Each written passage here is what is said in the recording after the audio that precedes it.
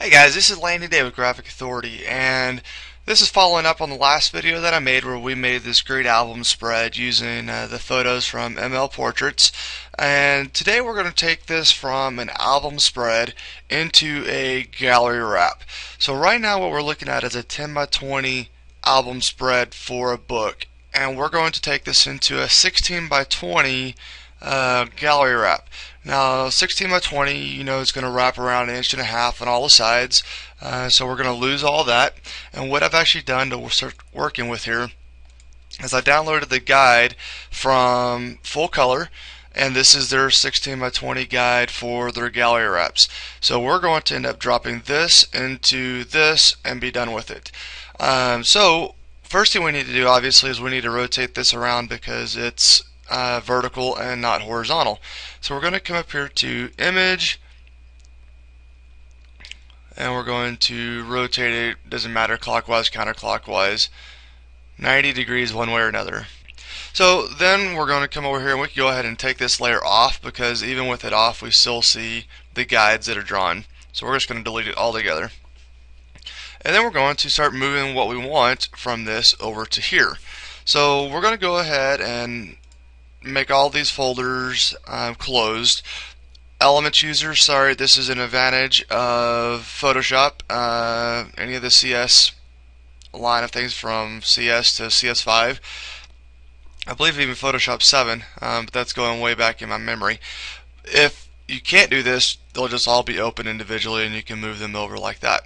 So for now we're just going to click on each one, hold Control, and that's going to select all of them. Come over, use my arrow tool, and we're just going to drag them over onto our new template. Okay, so obviously looking at this, it is not the right size. We just moved something that's 10 by 20 into something that's 16 by 20, so we're going to have some inherent issues. So we're going to show you real quick the easy ways to ratify this. So if I open my background, this is where we're going to start. We're just going to hit Control T and free transform, and if I hit Alt and Shift, it's going to pull from all corners, and we're just going to make this guy bigger, filling up all the way to the edge of the guide. That's exactly what we want it to start looking like right there. Hit Enter. So we've started out stretching things that don't matter, things like background, the grunge, the color, the patterns, the textures. None of that really matters if it stays in the same proportions or not, so we can stretch and warp and change that as we wish. So as it's doing this, then we're going to come back in and we're going to start tweaking the photos and making them fit like we want them to fit.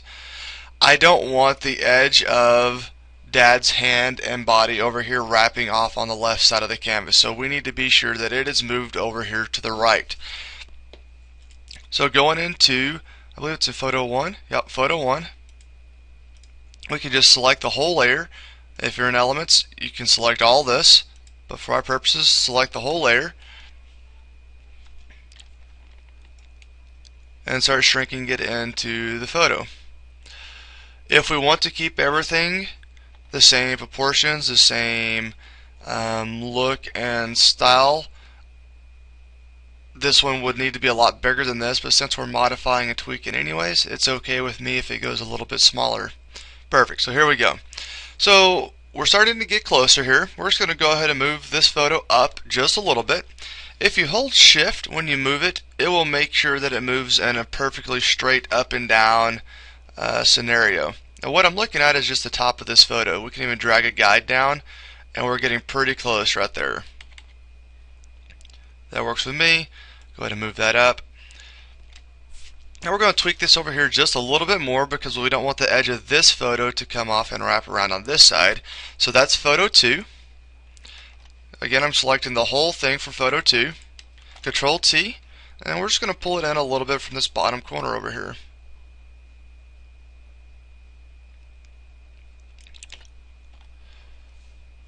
So the last thing we're going to do to finish this guy up is we're going to tweak the way the background looks. This box here, I like it, but I want it a little bit more around the photo, And then this pattern here across the bottom, this damask pattern, we're going to bring it up a little bit because I want it to be on the front of the gallery wrap as well, not just across the bottom. And all of that's going to be down here in our background folder. So clicking these on and off is going to tell us which ones are which. So there's the strip. Just going to select that layer, and we're just going to move it down towards kind of where we want it. Doesn't have to be perfect. I kind of like it off-centered, something like that, since we've got the text on the bottom, having more of the box at the top works great with me. The decoration down here at the bottom, this is the damask pattern. We don't want to make it huge or a lot of difference, but maybe something sort of like so would work well. And then to complete it, we're just going to make the text a little bit bigger since we're going up to 16 by 20 now. Pull that down.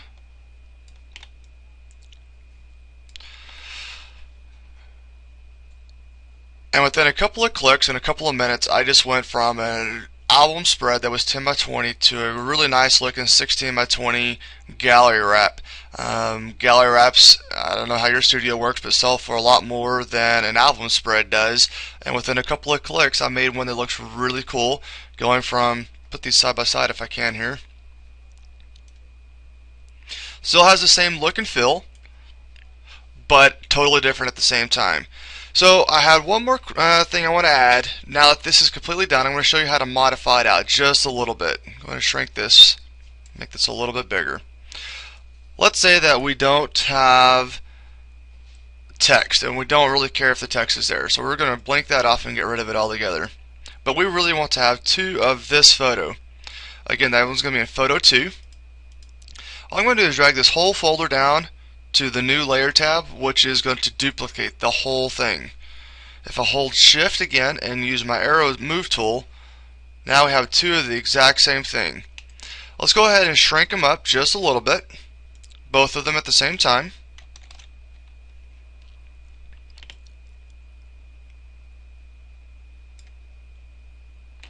Could have done that differently, but that works okay. And what if we did something like that? Move photo 1 over just a little bit, and then change the photo and the new one that we put down here, the photo 2 copy. Change that photo, and then we have 3 photos in there and no text.